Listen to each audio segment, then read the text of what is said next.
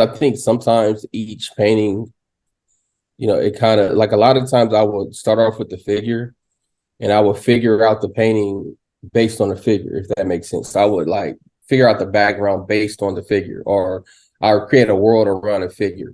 So and a lot of times, a lot of the paintings, like a lot of the especially the larger scale paintings, when I start painting, I kind of I feel like that's the end of a journey, with that individual work. It'd be sometimes that some of the images that when I finally finish it, I have been drawing or, kind of tinkering with that image for, a year or two, maybe, that happens sometimes because a lot of my paintings still start off with drawing.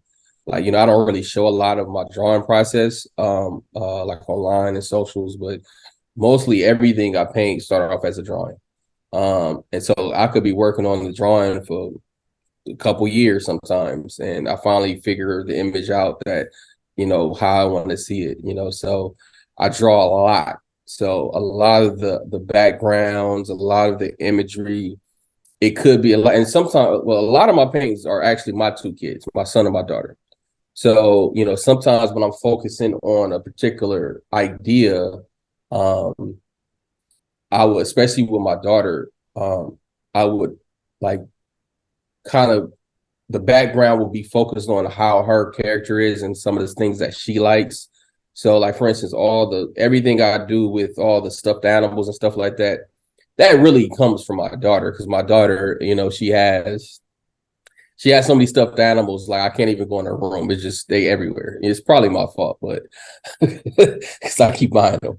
But so most of all that stuff is actually her actual toys, and her actual stuffed animals, and she has them everywhere. So that's kind of how that came about when that particular series of paintings, because I was like, I wanted to paint something that was specifically for her, and paint something that specifically showed kind of her character, how fun she is, because she is really a fun person, even at 8 years old. She's about to turn 9.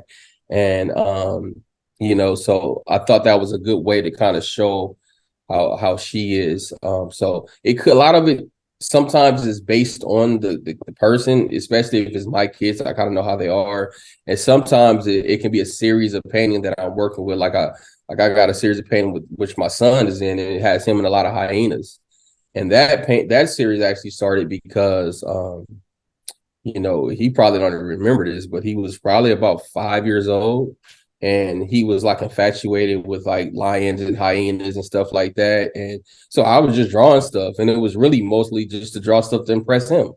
Like, oh, look at this, son, and and it kind of took up a life of his own, and he loves them. Every time I create one, I try to put a print aside so I can up in his room. But so the backgrounds, it's a various reasons. Sometimes it'd be for, if I'm doing a particular show, the theme of it, I kind of incorporate that theme in the background. So it really just depends on, it's various reasons for the background. It's just various reasons, but it all starts with, like, it does starts with imagination, and um because I want each painting to kind of feel a little different than the last one. I don't really want to try to replicate, like create a formula and just kind of replicate that formula. I want the paintings to somewhat be unique. So Yeah, it comes to life there with a bit more personality. exactly. And I feel like the background is the best way to make that, because if you remove the background, it's like I'm painting, kind of the same person over and over again. So, Yeah. the background is kind of how to make that unique, in my opinion.